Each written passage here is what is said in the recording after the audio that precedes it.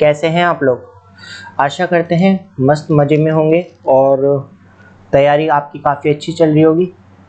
तो यार आज हम यूनिट डायमेंशन कंप्लीट करेंगे।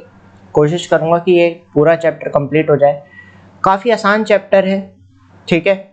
और आसान के साथ साथ अगर मैं बिल्कुल चैप्टर वाइज देखूँ तो एक या दो क्वेश्चन इससे आते ही आते हैं फिज़िक्स के अंदर। और अगर मैं प्रॉपरली इन डेप्थ अगर एनालिसिस करूं, ठीक है, फिजिक्स के पेपर की 45 में से आप 6-7 क्वेश्चंस तक इस चैप्टर के बेसिस पे कर देंगे।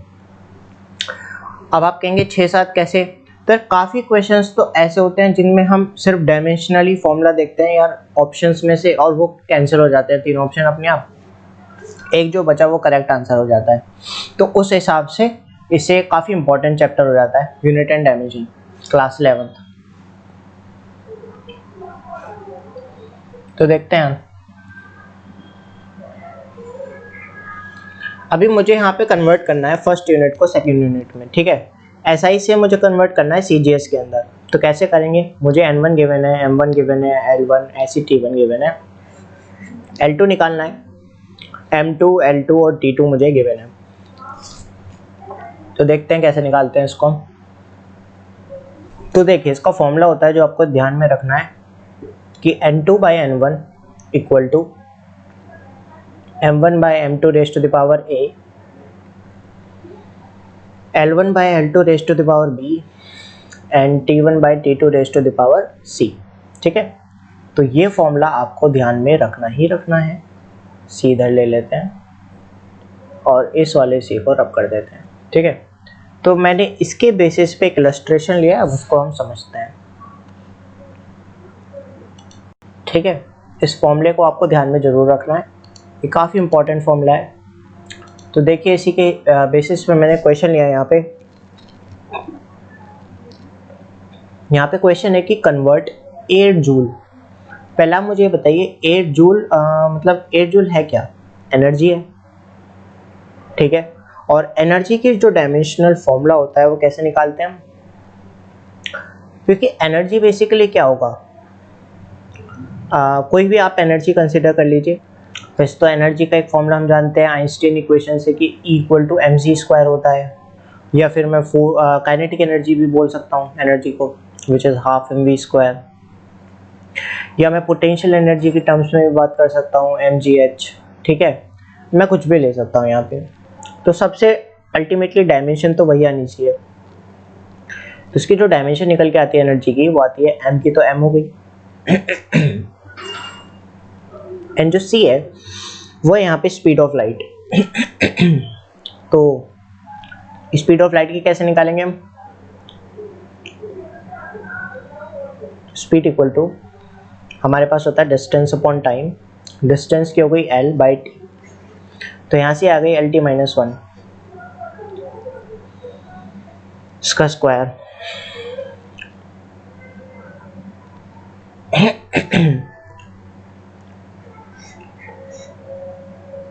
आप इसको और इसको सॉल्व करेंगे तो भी MLT-2 ही आएगी, ML2T-2, ठीक है। ये किसकी डायमेंशन आ गई हमारे पास? एनर्जी की डायमेंशन आ गई, ठीक है। तो इसको हम हाईलाइट कर देते हैं, ये हमको ध्यान में भी रखनी है। अब भाई हर चीज़ तो निकालते नहीं रहेंगे ना, वहाँ पे कुछ चीज़ें फैक्चुअली या मतलब ध्यान में भी रहनी चाहिए। इसको आप ऐसे तो आप इतनी बार सॉल्व कर लेंगे कि आपको ये ध्यान में हो जाएगी। जैसे हमारे फोर्स की हमें पता ही होनी चाहिए हर टाइम, क्या होती है? MLT-2 होती है। कैसे निकालते हैं हम? तो फोर्स हो गया मास मल्टीप्लाइड बाय एक्सेलरेशन, ठीक है। मास मेरे पास मास ही है और एक्सेलरेशन वेलोसिटी अपॉन टाइम हो गया। वेलोसिटी की हमने अभी निकाली LT-1, स्पीड या वेलोसिटी, ठीक है। सो मास की तो m हो गई डायमेंशन, और वेलोसिटी की हो गई LT-1, और एक t ऑलरेडी नीचे है, तो यहाँ से क्या आ गई? MLT-2।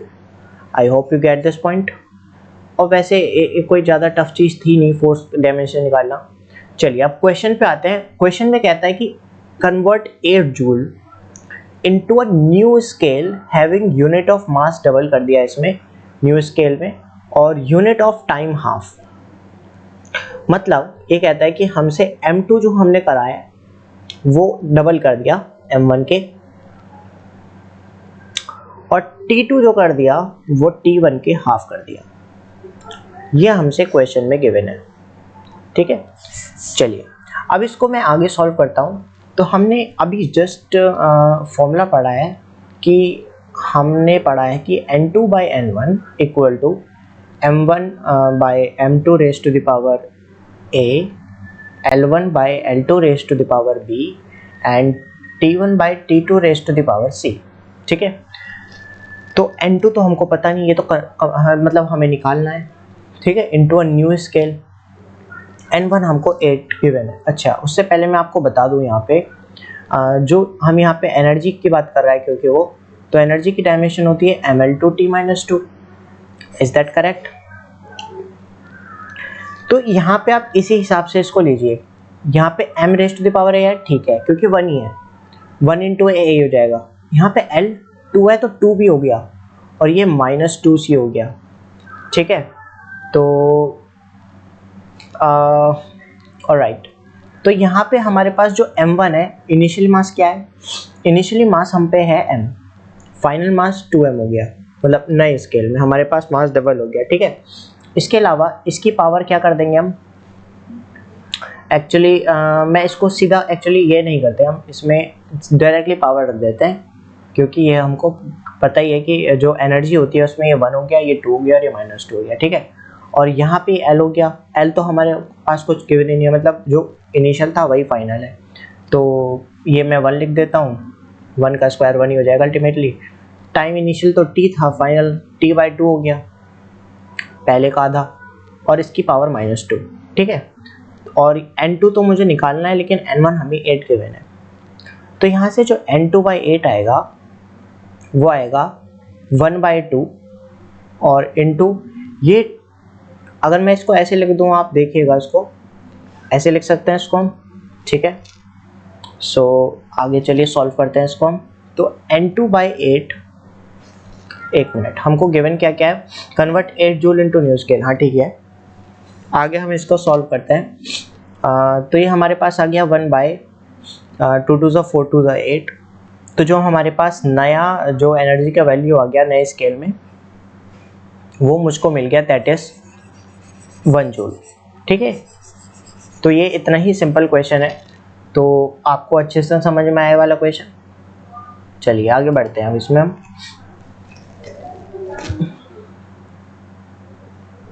अगला है डायमेंशन फॉर्मूला, हमको चेक करना है कि किसका क्या डायमेंशनल फॉर्मूला आएगा, वो हमको बताना है।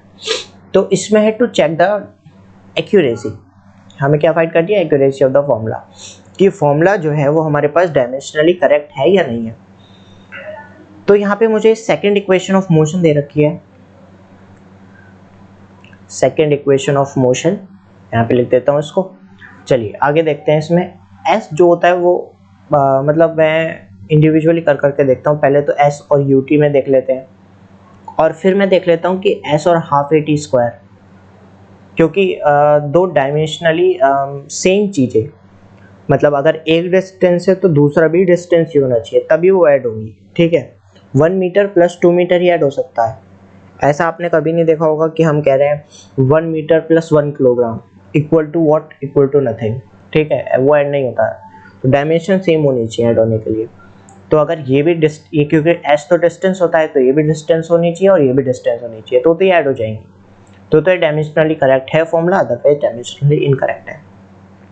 सो इसकी तो एल हो गई डायमेंशन। और इधर यू टी की अगर मैं देखता हूँ, तो यू क्या है, इसमें स्पीड होती है, इनिशियल स्पीड, तो which is L T minus 1 into T. तो इस टी से टी कैंसिल, तो इधर भी एल आ गया, इक्वल टू इधर भी एल आ गया।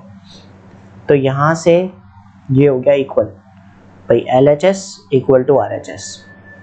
तो ये तो डायमेंशनली करेक्ट है, डायमेंशनली करेक्ट। और यहाँ पे अगर मैं इसको देखो तो एस की तो अभी भी एल ही है, हाफ की कोई डायमेंशन नहीं होती है, मतलब ये आउट ऑफ डायमेंशन बात हो गई। और जो ए है वो एक्सेलरेशन है, तो एल टी माइनस 2 हो गया। एक्सेलरेशन कैसे निकालते हैं? वही वेलोसिटी अपॉन टाइम, पीछे मैंने निकाल के दिखाया था आपको। और टी स्क्वायर हो गया यहाँ पे, तो ये कैंसिल हो गए, ये भी डायमेंशनली करेक्ट हो गया। मतलब ये इक्वेशन डायमेंशनली क्या है, करेक्ट है, ठीक है। चलिए इसमें इतना ही है। आगे अब नेक्स्ट देखते हैं क्या है। तो इसमें हाँ मेरे पास एक क्वेश्चन और आया कि उन्होंने दे रखा है कि वॉल्यूम जो है हमारे पास वो पाई पी आर क्यूब बाई 8 ईटाइल, एक फॉर्मूला बना के दे रखा है, पूछा है कि डायमेंशनली करेक्ट है या नहीं। तो हम जानते हैं अच्छे तरीके से जो वॉल्यूम है इसकी जो डायमेंशन होती है वो होती है एल क्यूब।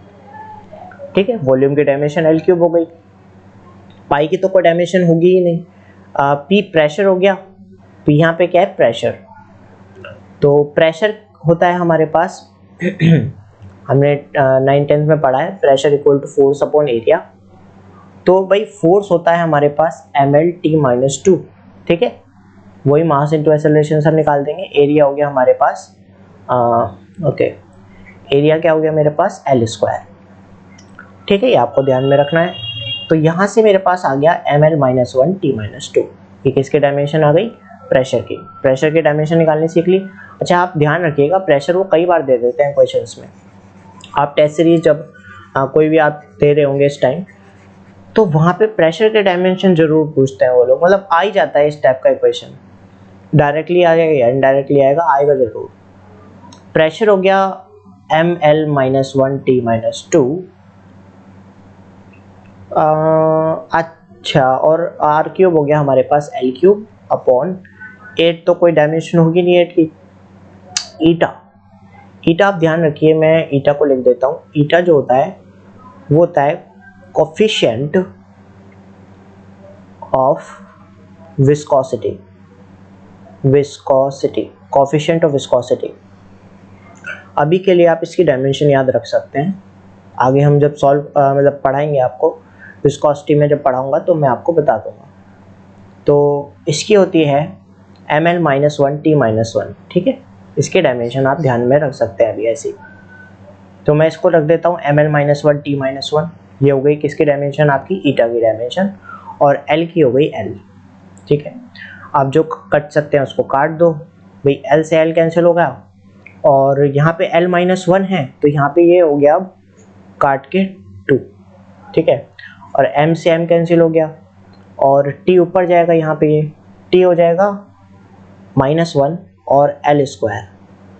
तो क्या ये डायमेंशनली करेक्ट है या नहीं, फॉर्म को बताना है। तो नहीं, ये भाई डायमेंशनली इनकरेक्ट इक्वेशन है। एक्चुअली एक फॉर्मूला इससे रिलेटेड जो एग्जैक्ट फॉर्मूला है वो होता है जो वॉल्यूम फ्लो रेट कहते हैं इसे, ठीक है। तो इसका फॉर्मूला होता है pi P R 4 upon 8 eta L. जब हम फ्लूइड्स पढ़ेंगे तो इस फॉर्मूले को अच्छे से मैं डिस्कस करूँगा, ठीक है, इसके बेसिस पे हम कुछ क्वेश्चंस भी देखेंगे। तो ये फॉर्मूला काफ़ी इंपॉर्टेंट है, इस पर डायरेक्टली वो क्वेश्चंस पूछ लेते हैं, कुछ करना नहीं होता, बस वो कहेगा वॉल्यूम फ्लो रेट कैलकुलेट करिए, वो आपको प्रेशर दे देगा, रेडियस दे देगा किसी ट्यूब का, ईटा हमको बताएगा वो किसका कितना है, और लेंथ देगा उस रोड की, ठीक है। क्वेश्चन का आपको आइडिया लग गया होगा कि मान लीजिए एक रोड है हमारे पास, इसका कुछ रेडियस वो दे देगा आपको, ठीक है, और रेडियस वो गिवन कर देगा आपको, लेंथ गिवन कर देगा, उसके अलावा वो आपको बता देगा कि प्रेशर कितना है, और प्रेशर वो गिवन कर देगा आपको, ईटा बता देगा। तो आपको कैलकुलेट करवाएगा कि वॉल्यूम फ्लो रेट बताइए कितना है, तो आप आराम से निकाल देंगे। सिर्फ फॉर्मूला पता होने वाली बात है, अगर फॉर्मूला पता है तो निकल जाएगा। यहाँ ये बहुत इंपॉर्टेंट है, एक्चुअली बहुत इंपॉर्टेंट। हालांकि आप इसे 10th क्लास में पढ़ते हैं, 9th-10th क्लास में ये फॉर्मूला तो पढ़ा होगा, लेकिन अभी इसका मतलब समझते हैं। मतलब अभी चलिए आपको मैं दिखाता हूँ, अगर आप इसे जर्नली सॉल्व करेंगे कि भाई यहाँ पे हमें दिख रहा है कि nth सेकंड में डिस्टेंस कवर्ड जो ने कवर किया होगा वो उसका फॉर्मूला है nth सेकंड का u + a/2 2n-1, ठीक है। अभी अगर मैं इसे ऐसे ही सॉल्व करूँ कि जो यहाँ पे गलतियाँ होती हैं तो वो हम देखते हैं। भाई इसकी हम L लिख देते हैं डायमेंशन, और इक्वल टू मैं u से कंपेयर करता हूँ सबसे पहले। चलिए मैं पूरा लिख देता हूँ इसको स्टेप बाय स्टेप। तो एक तो ये इम्पोर्टेंट काफ़ी है, एक तो मैं इसको अंडरलाइन हाईलाइट कर देता हूँ। तो ये काफ़ी इम्पोर्टेंट केस है, ठीक है। अपार्ट फ्रॉम दिस हम इसको सॉल्व करते हैं स्टेप बाय स्टेप। सबसे पहले मैं SNth को u से कंपेयर करूँगा, फिर मैं SNth को कंपेयर करूँगा a/2 और 2n-1 से, ठीक है। अब देखते हैं डायमेंशनली करेक्ट है या नहीं। तो ये डॉक्टर है, काफ़ी इंपॉर्टेंट फॉर्मूला है, ये ध्यान में भी रखना है आपको। तो देखिए सबसे पहले इसकी डायमेंशन क्या होगी L, और इसकी डायमेंशन क्या होगी LT-1। तो भाई यहाँ से पता चला कि ये डायमेंशनली इनकरेक्ट है। यहाँ से देखते हैं ये L और एक एक्सेलरेशन है तो LT-2 हो गई इसकी, और ये n जो होता है वो t होता है, टाइम पीरियड है ना। यहाँ पे सेकंड लिखते हैं, मान लीजिए कहता है थर्ड सेकंड में बताइए तो इंटू 3 कर देंगे, 2 × 3 तो टाइम पीरियड होता है, ठीक है। तो इसको t लिख लेता हूँ मैं। तो भाई ये आ गया मेरे पास L और ये इक्वल टू LT-1, तो ये भी क्या आ गया अनइक्वल। तो क्या ये डायमेंशनली इनकरेक्ट है? तो नहीं, इसमें हम जो गलती, ये मैं वो ऑब्वियसली मैं इसको रब तो नहीं करने वाला किसी कीमत पे, तो ये भी हमारे पास क्या है डॉक्टर है।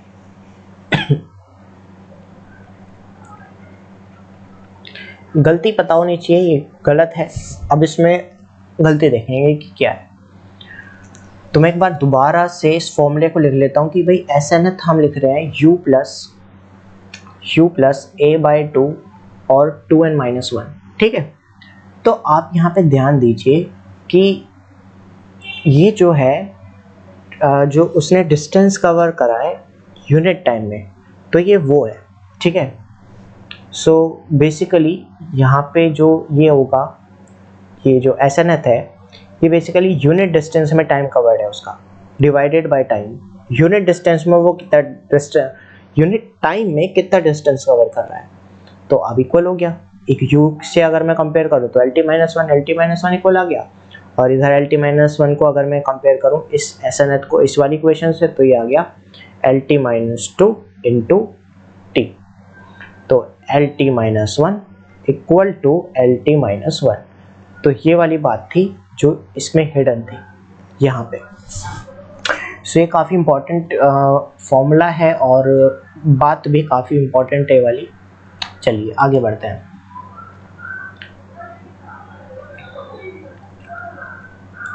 अब हमको डायमेंशंस फाइंड करनी है और कुछ क्वेश्चंस मैंने यहाँ एक इलस्ट्रेशन भी लिया उसके बेसिस पे, तो हम देखते हैं। To find the dimensions of unknown physical quantity, ठीक है। चलिए एक काफ़ी इम्पॉर्टेंट चीज़ हो जाती है। यहाँ पे मैंने लिख रखा है कि भाई a + b = c + d - e/f, तो ये this is principle of homogeneity. तो अब इसको समझते हैं एक इलस्ट्रेशन से। नीचे मैंने एक इलस्ट्रेशन लिया है यहाँ पे, ठीक है, और मुझसे वो पूछ रहा है कि calculate the dimensional formula for ABC/D। आपको 4 ऑप्शंस दे देगा वो, जो नीट का पेपर होगा वहाँ पे 4 ऑप्शंस मिल जाएंगे आपको ABC/D के डायमेंशंस के। हम सॉल्व करते हैं। तो देखिए जो इस इक्वेशन के हिसाब से मैं लिख सकता हूँ कि V = पहली बात, V = BT दूसरी बात, एंड V = C/D - T ये आखिरी बात हो गई, ठीक है। तो भाई सबसे पहली चीज़ तो हमने कर ली है, this is the actually step 1 of this question. Now step 2 में अगर मैं जाऊँ तो मैं लिख सकता हूँ भाई यहाँ से तो a की तो डायमेंशन मिल गई, तो v तो वेलोसिटी हमारे पास, तो ये आ गई LT-1। तो a की डायमेंशन तो मुझे पता लग गई। चलो एक काम तो हो गया, मुझको a की डायमेंशन पता लग गई, ठीक है। अब b, c और d की डायमेंशन फाइंड करनी है। तो सिंपल है यार, ये तो LT-1 पता ही चल गई हमको, v तो पता ही है, मतलब v की तो पता ही है होती है अपॉन t। तो यहाँ से मैं b की डायमेंशन में निकाल दूंगा, तो देयरफॉर b की डायमेंशन आ गई LT-2, मतलब एक्सेलरेशन वाली डायमेंशन आ गई इसकी।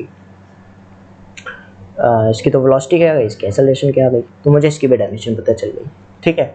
अब मेरा टारगेट है, मुझे एक तो d की डायमेंशन चाहिए, एक c की डायमेंशन चाहिए। तो यार d की डायमेंशन मैंने आपको बताया था, कभी भी 1 मीटर - 1 किलोग्राम या 1 मीटर + 1 किलोग्राम तो नहीं हो सकता। 1 मीटर + 1 मतलब 1 मीटर + 2 मीटर इस टाइप से तो ऐड हो सकते हैं, या 2 मीटर - 1 मीटर हो सकता है, लेकिन 2 मीटर - 2 किलोग्राम तो नहीं हो सकता, ठीक है। उसी हिसाब से अगर ये टाइम है तो ये भी क्या होगा, टाइम होगा। तो यहाँ से पता चल गया मुझको कि d की डायमेंशन जो है वो टाइम की डायमेंशन के ही इक्वल होगी। मान लीजिए 3 सेकेंड है, ये 1 सेकेंड है, तो 3 - 1 सेकेंड हो जाएगा, ठीक है। तो ये टाइम की डायमेंशन आ गई, मुझे d की भी पता चल गया। अब c और पता करनी है।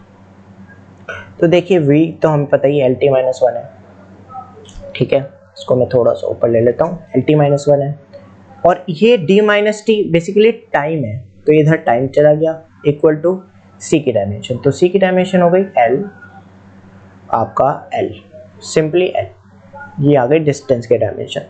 मुझसे वो पूछ रहा है क्वेश्चन में कि A B C by D के डायमेंशन मुझको बतानी है। ए की डायमेंशन है एल टी माइनस वन और बी की डायमेंशन है L T minus two, C की डायमेंशन है एल, डी की डायमेंशन है टाइम। ठीक है, तो अब इसका फाइनल आंसर निकाल देते हैं हम। तो ये हो गया एल क्यूब टी माइनस 2 और 1 3 और ये ऊपर चला गया 4। तो this is the final answer. So I hope you will get this point. और अगर आपको कोई भी प्रॉब्लम हो तो आप मुझसे डेफिनेटली कमेंट बॉक्स में पूछिए, मैं उसका जवाब ज़रूर दूंगा। और सिंपल सा चैप्टर है वैसे तो यूनिट डायमेंशन, बस थोड़े से कॉन्सेप्ट्स हमें ध्यान में रखते हुए इस चैप्टर को डील करना है। नेक्स्ट है इलस्ट्रेशन, ये मैंने number of particle crossing per unit area. आपको ये चीज़ें बड़े ध्यान से पढ़नी, यही गलती होती है actually. Crossing per unit area perpendicular to Z axis per unit time, वहाँ पे दो चीज़ें इस बंदे ने लिखी है, वो बंदा मैं ही हूँ। पर यूनिट एरिया पर यूनिट टाइम, दो चीज़ें हैं यहाँ पे, मतलब अपॉन एरिया और इनटू टाइम, दो चीज़ें इन्होंने यहाँ पे हमसे कही हैं। ठीक है, और चलिए आगे देखते हैं अब इसमें हम। Where N2 and N1 are the number of particles per unit volume at Z2 and Z1, find dimensional formula for this D।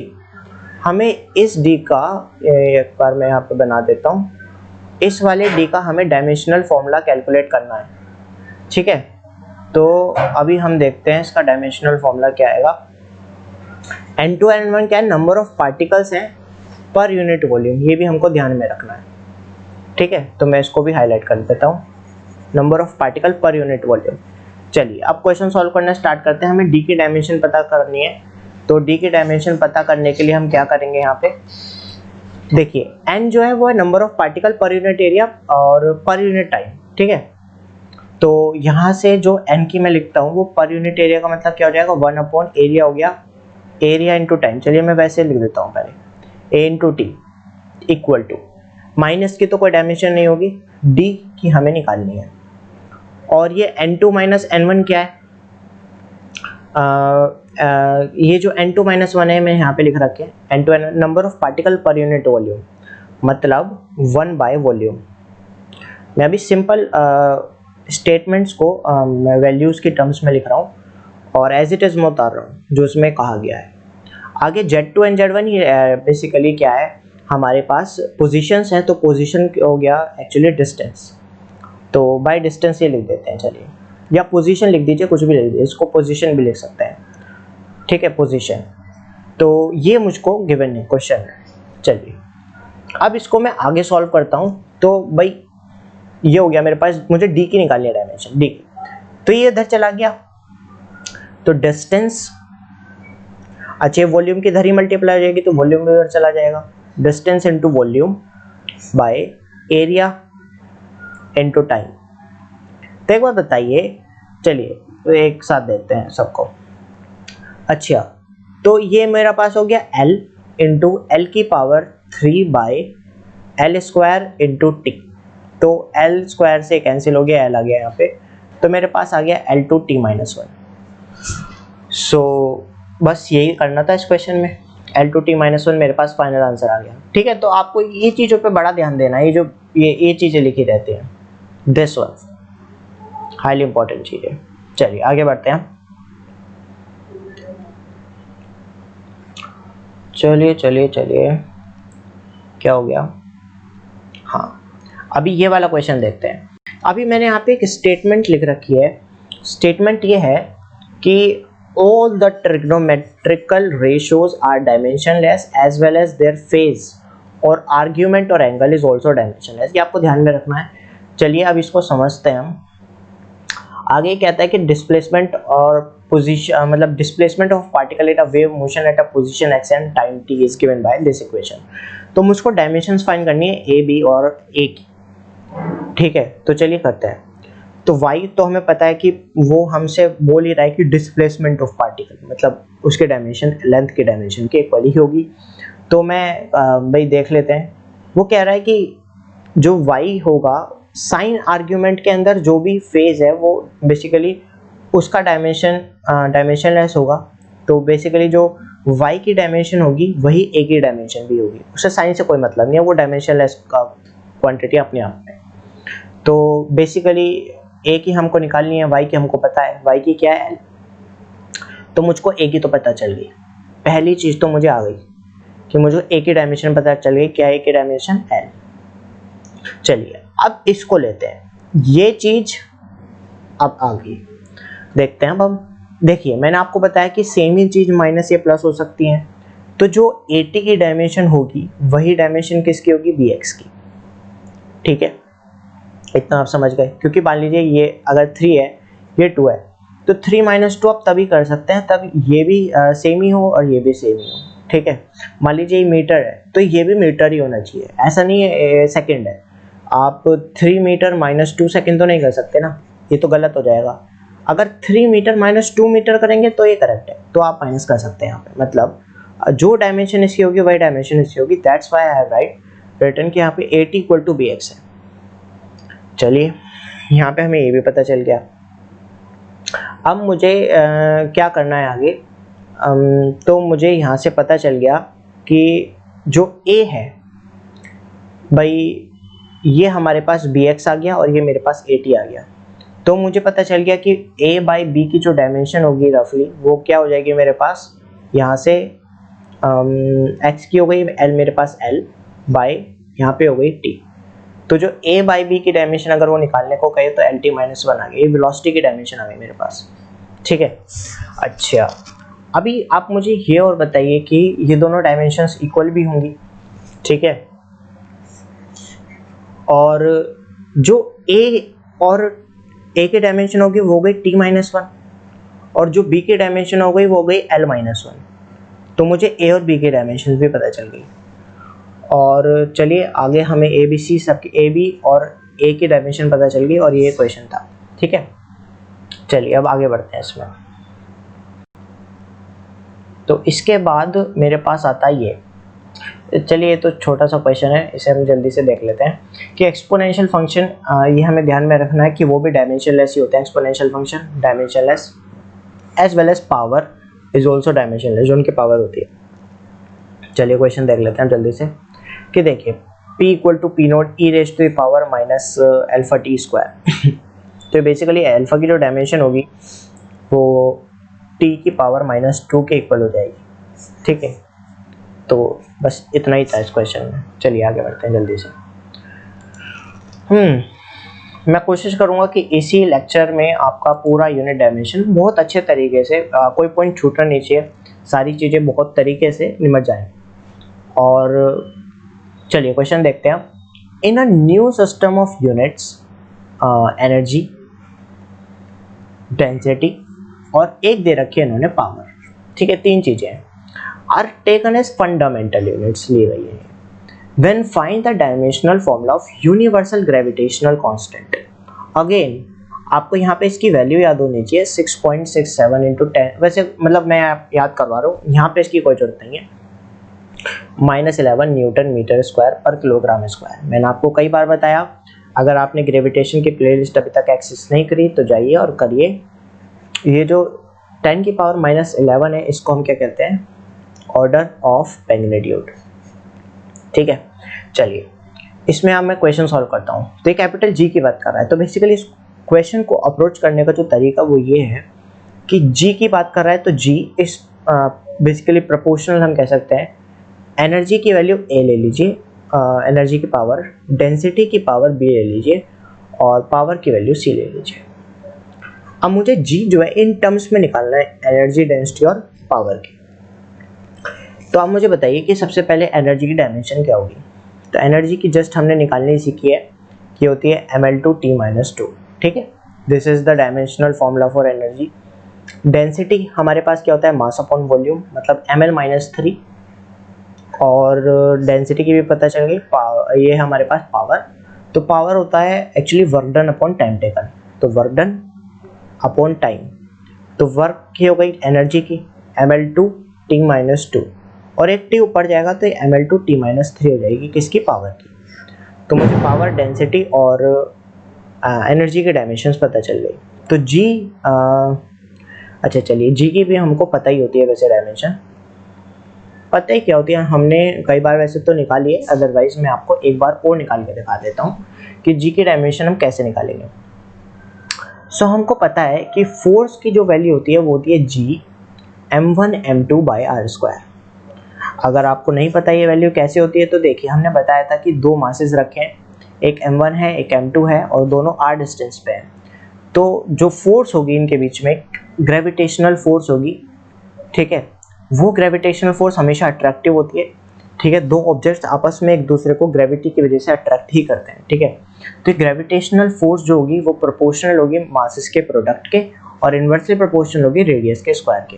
तो ये कांस्टेंट यहाँ पे आएगा इस प्रोपोर्शनलिटी साइन को हटाने के लिए, which is G m1 m2 by R square, ठीक है। ये फॉर्मूला ऐसे आता है, और बाकी मैंने डिटेल में सब कुछ डिस्कस किया है किसमें, ग्रेविटेशन चैप्टर में, तो आप एक बार वहाँ पे जरूर जाके सारे लेक्चर्स देखिएगा इसको कंप्लीट करने के बाद। तो ठीक है, मुझको जी की डायमेंशन निकालनी है, तो ये हो गया F R square by M square. मैंने यहाँ एम स्क्वायर क्यों रखा, क्योंकि m1 और m2 बेसिकली हैं तो मासेस, तो मास इंटू मास, मास स्क्वायर हो गया, ठीक है। फोर्स हो गया हमारे पास mlt-2, मास इंटू एक्सेलरेशन से निकाला मैंने ये, into L square by M square, ठीक है, सिंपल। तो ये मेरे पास जो डायमेंशन निकल के आएगी वो आएगी m-1 L3t-2। तो ये आप ध्यान में रखिए। वैसे आपको जी की डायमेंशन थोरोली भी पता ही होनी चाहिए, एक तरीके से इम्पॉर्टेंट है काफ़ी। तो चलिए मैं अब इस वैल्यू को यहाँ रख देता हूँ, m-1 L3t-2, सारा डायमेंशन का ही खेल है, ठीक है। और basically equal to k times कर लेता हूँ, प्रोपोर्शनलिटी हटा दी मैंने।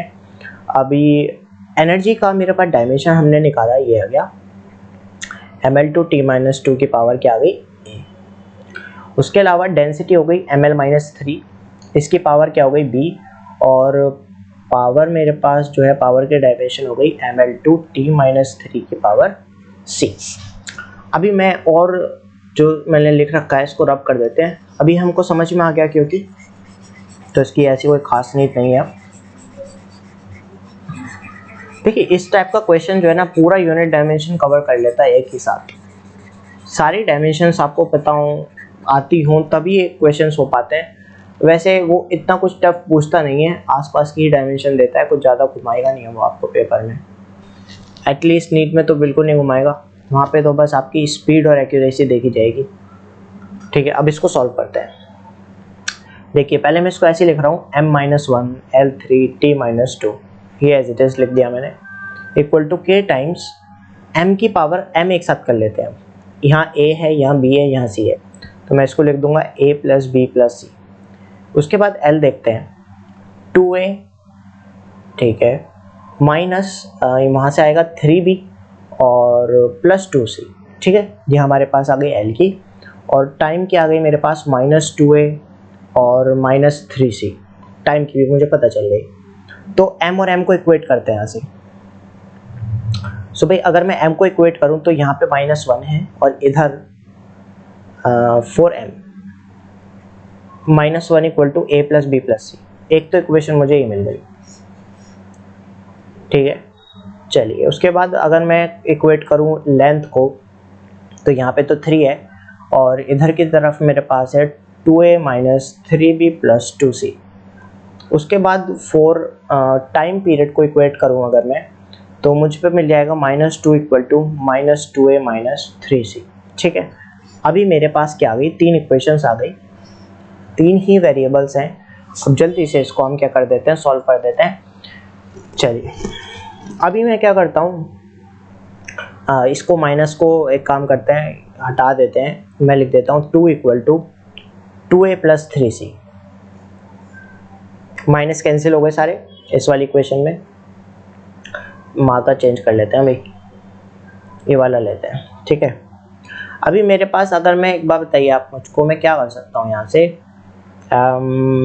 अगर मैं यहाँ से 2a की वैल्यू निकाल लूँ मैं यहाँ से 2a की वैल्यू निकालता हूँ तो मेरे पास आ गई 2 माइनस 3c, और a की वैल्यू मेरे पास आ गई 2 माइनस 3c/2। तो मुझे a की वैल्यू पता चल गई इस वाली इक्वेशन से। ठीक है, चलिए अब मेरे पास अगर मैं इस वाली इक्वेशन को उठा के सबसे ऊपर वाली इक्वेशन में लगा दूं तो a plus B plus C equal to -1 है मेरे पास। ठीक है, तो मेरे पास है a plus B plus C equal to -1। a की वैल्यू मुझे पता ही है 2 minus 3c/2 plus B plus C equal to -1, और मेरे पास आ गया 2 minus 3c plus 2b plus 2c equal to -2। Change कर लेते हैं मार्कर, ये वाला नहीं, ये वाला लेते हैं ब्लैक। तो अब मेरे पास ये 2 इधर चला जाएगा और सी सी एक साथ ले लीजिए और बी एक साथ ले लीजिए। 2b minus C equal to -4। एक मेरे पास इक्वेशन ही आ गई। ठीक है, अच्छा तो मेरे पास एक इक्वेशन बी और सी की टर्म्स में आ गई। तो यहाँ से मैं क्या कर सकता हूँ, लेट से सी की वैल्यू मैं यहाँ रख देता हूँ, सी की कुछ वैल्यू निकाल देते हैं भाई। 2b प्लस 4, ये मेरे पास सी की वैल्यू आ गई यहाँ से। अच्छा, इसको उठा के अगर मैं सेकंड इक्वेशन में डालूँ ऊपर, तो 2a minus 3b plus 2c, तो 2a minus 3b plus 2c, 2a minus 3b plus 2c equal to क्या है हमारे पास, 2a minus 3b plus 2c equal to 3। ठीक है, तो आगे से सॉल्व करते हैं सी की। अच्छा, मुझको एक बार बताइए आप, अगर मैं यहाँ से सी की वैल्यू इसमें डालूँ तो मुझे बी की टर्म्स में मिल जाएगा, और ए की वैल्यू मुझे पता है सी की टर्म्स में। ठीक है, तो एक काम करते हैं, सी की वैल्यू कैलकुलेट करते हैं यहाँ से। अच्छा, ए की वैल्यू बताइए 2 माइनस 3c/2। ए की वैल्यू है 2 माइनस 3c/2। ठीक है, ये मुझे ए की वैल्यू पता चल गई। मैं सारा सी की टर्म्स में इससे चेंज कर रहा हूँ। यहाँ से बी की वैल्यू बताइए क्या आएगी, तो c minus 4/2 equal to B. ठीक है, बी की वैल्यू आ गई, तो -3 इंटू बी की वैल्यू c माइनस 4/2 और प्लस 2c इक्वल टू 3। ठीक है, सो ये 2 से 2 कैंसिल हो गया हमारा, तो ये आ गया 2 माइनस 3c माइनस में आ गया हमारे पास यहाँ से 3c और प्लस 12/2 और प्लस 2c इक्वल टू 3। ठीक है, तो यहाँ से c आ जाएगा मेरे पास सॉल्व करके, तो 4 minus 6c minus 3c plus 12 plus 4c equal to 6। तो मेरे पास यहाँ से सॉल्व करके आ गया 4c यहाँ पे है, 3c यहाँ पे है, 6c यहाँ पे है, तो 4c minus 9c equal to 6 minus 12 minus 4, तो 4c माइनस 9c हो गया मेरे पास -5c equal to -6 minus 4 minus 10, तो c मेरे पास आ गया 2। तो भाई c हमें मिल गया 2, थोड़ा सा लेंथी हो गया। c मेरे पास क्या आ गया, 2 आ गया सॉल्व करके, तो b निकल जाएगा यहाँ से 2 माइनस 4/2, तो b आ गया मेरे पास -2, और a भी डेफिनेटली निकल जाएगा आराम से। मेरे पास आ गया b -2 और c 2, और मुझे पता है कि सबसे ऊपर a plus B plus C -1 है, तो a plus B plus C equal to -1। तो a क्या है मेरे पास पता नहीं, b -2 है, c प्लस 2 है इक्वल टू -1, तो जो मेरे पास a आ गया वो -1 आ गया। ठीक है, तो एक बार वैल्यूज जो उसकी टर्म्स में वो लिख देते हैं। g इज प्रोपोर्शनल टू, मेरे पास एनर्जी की पावर a थी, डेंसिटी की पावर b थी, और पावर की पावर c थी। ठीक है, तो g प्रोपोर्शनल क्या आ जाएगा, एनर्जी की पावर a, डेंसिटी की पावर b और पावर की power c। So I guess ये वैल्यूज ठीक रखी है मैंने। ठीक है, तो g equal to k p square by e d square. ठीक है, so this is our final answer. Sorry, ये हमारे पास फाइनल आंसर आ गया, तो ये आपको ध्यान रखना है। ठीक है, थोड़ा सा लेंथी हो जाता है क्वेश्चन, बट वर्थ इट है यार, 4 मार्क्स लाने हैं तो थोड़ा बहुत तो कैलकुलेशन करना पड़ेगा। चलिए आगे बढ़ते हैं अब। चलिए ये वाला क्वेश्चन और सॉल्व करते हैं हम। तो इस क्वेश्चन में क्या है कि एनर्जी, वेलोसिटी और टाइम दे रखा है, taken as fundamental quantity, surface tension मुझको कैलकुलेट करनी है। तो सरफेस टेंशन मैं आपको बता देता हूँ, LT-2 इसकी डायमेंशन होती है सरफेस टेंशन की, और ये मतलब प्रोपोर्शनल हो गया एनर्जी की पावर A, वेलोसिटी की पावर B और टाइम की पावर C। ठीक है, उसी टर्म्स में मैंने लिख लिया जिसमें हमने पिछले वाले क्वेश्चन में लिखा था। तो ये LT-2 मेरे पास आ गया प्रोपोर्शनल टू, बेसिकली एनर्जी हो गया mL2T-2 की पावर A, और वेलोसिटी हो गया मेरे पास LT-1 की पावर B, और टाइम मेरे पास हो गया T की पावर C। ठीक है, तो भाई मैं यहाँ पे लिख लेता हूँ प्रोपोर्शनल साइन लगा के, m की पावर आ गई सिर्फ A, L की पावर आ गई 2A प्लस B, और टाइम की पावर आ गई -2A minus B plus C। ठीक है, चलिए अभी क्विट कर लेते हैं इसको। तो अगर मैं यहाँ पे तो m 0 है, कुछ नहीं है तो m 0 है। ठीक है, तो for m A equal to 0 आ गया, और फॉर अगर मैं कैलकुलेट करूँ L के लिए, तो भाई यहाँ पे तो 1 है। ठीक है, 1 equal to 2A plus B, as मुझ पे A की वैल्यू 0 है तो B की वैल्यू क्या आ गई 1। चलिए सिंपल हो गया। फॉर अगर मैं मतलब T को कंपेयर करता हूँ तो -2 equal to -2A minus B plus C आ गया, तो ये तो 0 हो गया। तो -2 plus B equal to C, तो C इक्वल टू -2 प्लस 1, तो इट इज़ -1। तो मुझको A B C तीनों की वैल्यू मिल गई।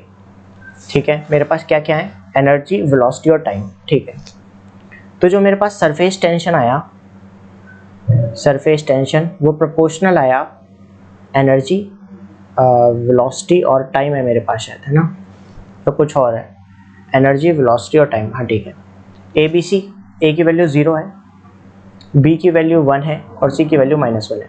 जो सरफेस टेंशन है is proportional to V by T. तो यार ध्यान रख सकते हैं, ये यार सरफेस टेंशन है और ये टाइम है। ठीक है, तो ये इसके प्रोपोर्शनल आ गया, ई का कोई मैं यहाँ पे रोल नहीं है। तो चलिए आगे देखते हैं अब,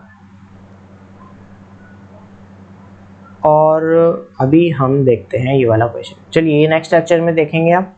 सो इसी के साथ तो आई होप कि आपको ये सारी चीज़ें बड़े अच्छे से समझ में आई हो। इसमें कोई भी डाउट हो, कुछ भी हो, आपको कन्फ्यूजन हो, जरा सा भी कुछ भी हो, तो आप मुझसे डायरेक्टली कमेंट बॉक्स में बताइए, मैं उसको डेफिनेटली आपको रिजॉल्व करूँगा। और आई होप यार ये आपको अच्छे से समझ में आया होगा लेक्चर। इसमें हमने काफ़ी अच्छी चीज़ें समझी, और अभी आधा लगभग यूनिट डायमेंशन रह गया है, तो मैं उसे डेफिनेटली नेक्स्ट लेक्चर में पूरा कवर अप कर दूंगा। सो इसी के साथ बने रहिए, पढ़ते रहिए। इसी के साथ